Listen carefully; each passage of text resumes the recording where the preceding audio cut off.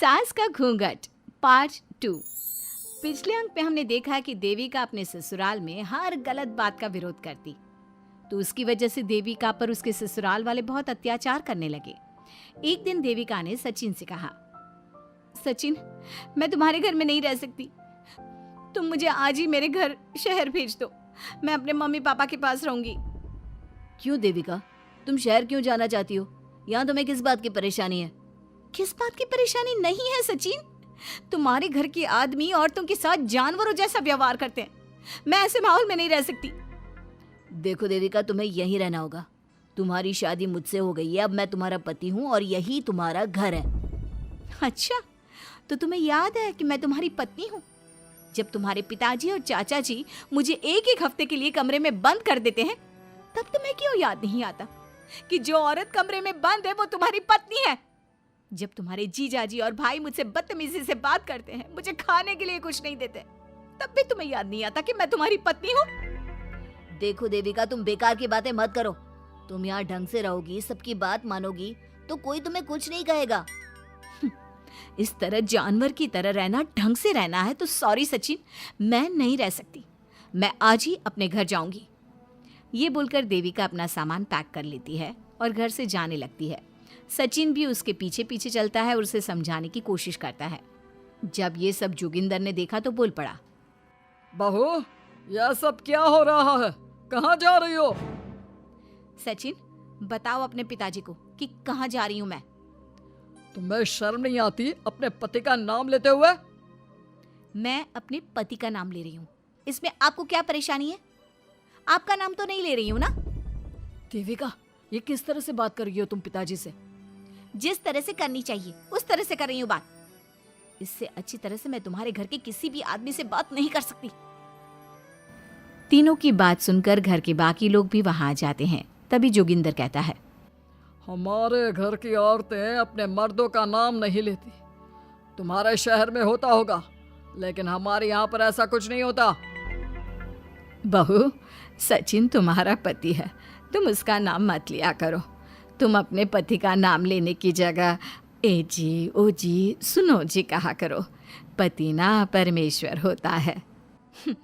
तो परमेश्वर का तो हम नाम लेते हैं।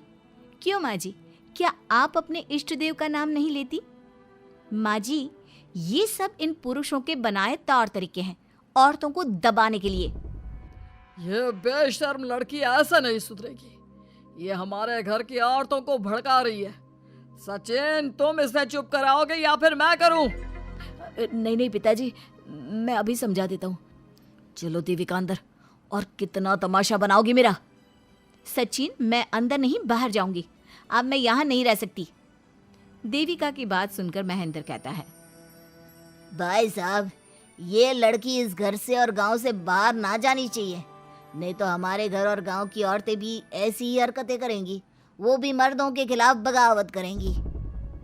और मैं भी देखती हूँ कि मुझे घर से बाहर जाने से कौन रोकता है। बहू, इनसे बहस करने का कोई फायदा नहीं, तुम अंदर चलो। इस गांव के मर्दों के अंदर बहुत अहंकार भरा हुआ है। देविका किसी की बात नहीं सुनती और अपना सामान उठाकर घर से बाहर जाने लगती है। तभी वहां मोहन और कल्याण आते हैं। कल्याण देविका के हाथ में से उसका सूटकेस छीन लेता है और मोहन देविका को जोरदार थप्पड़ मारता है। देविका का सर दीवार में लगता है और वो बेहोश हो जाती है। देविका, देविका तुम ठीक तो हो? भैया, आपकी हिम्मत कैसे हुई मेरी पत्नी पर हाथ उठाने की? सचिन, तुम जल्दी से देविका भाभी को अंदर कमरे में ले जाओ, मैं अभी वैद्य जी को लेकर आती हूँ। वीना जल्दी से वैद्य जी को लेकर आती है। वैद्य जी थोड़ी देर तक देविका की जांच करते हैं और कहते हैं, मुबारक हो आप सबको, आपकी बहू माँ बनने वाली है। अभी तो मैं आपको दवाई दे देता हूँ, लेकिन आगे इनके इलाज के लिए आपको दाई अम्मा को बुलाना होगा। ये बात सुनकर घर के सभी लोग खुश होते हैं। देविका को जब होश आता है, उसे ये बात पता चलती है तो वो बहुत खुश होती है। वो सबसे कहती है, मैं अपने बच्चे को यहाँ नहीं रख सकती। क्यों बहू, क्या हुआ? अब तुम ये सब बातें मत सोचो, तुम्हें आराम करना चाहिए। नहीं माँ जी, आप नहीं समझ रही।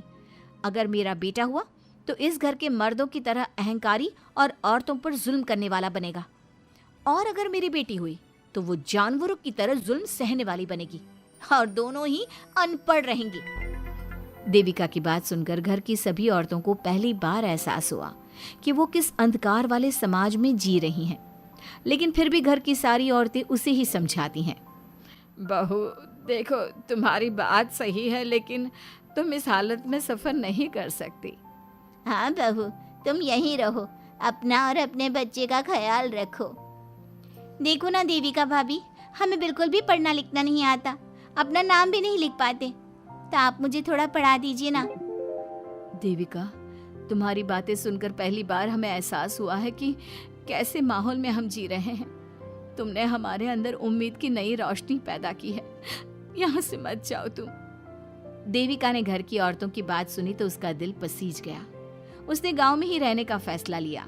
वो अपने घर की औरतों को रोज पढ़ाती, उन्हें अपने अधिकारों के बारे में, देश के बारे में बताती।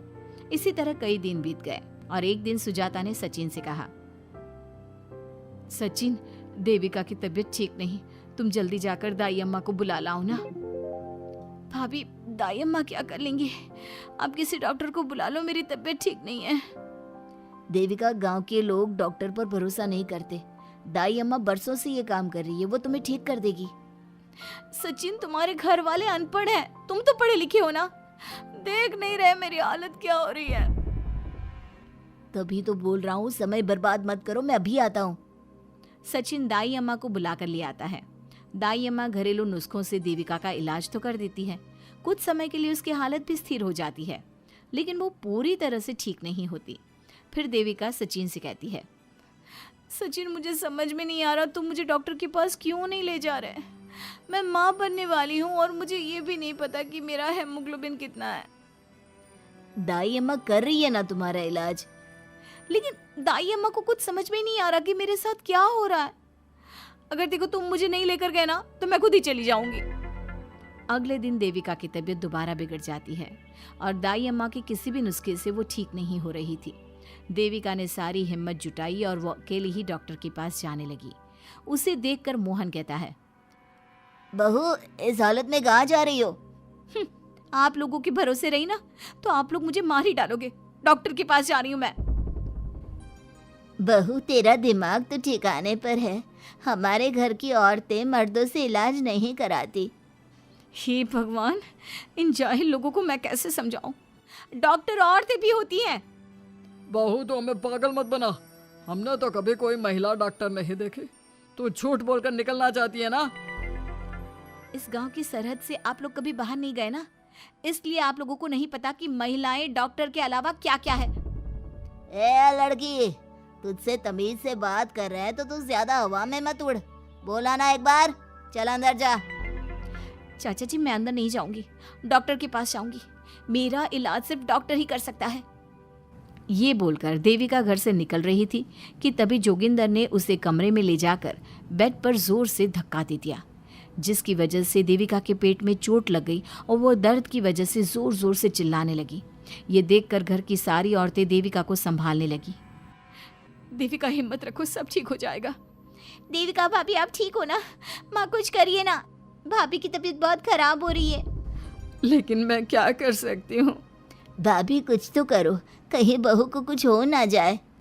उधर जोगिंदर मेन गेट पर बड़ा सा ताला लगा देता है और कहता है, आज के बाद इस घर से कोई भी औरत बाहर नहीं निकलेगी। देविका का बच्चा भी इसी घर में होगा, ये जिंदा रहे या मर जाए। जोगिंदर की बात सुनकर सभी औरतें बाहर आती हैं। जब विमला को इस बात का एहसास हो जाता है कि जोगिंदर देविका को डॉक्टर के पास किसी कीमत पर नहीं जाने देगा, तब विमला पहली बार अपना घूंघट उठाकर तेज आवाज में कहती है, मैं भी देखती हूँ देविका को डॉक्टर के पास जाने से कौन रोकता है।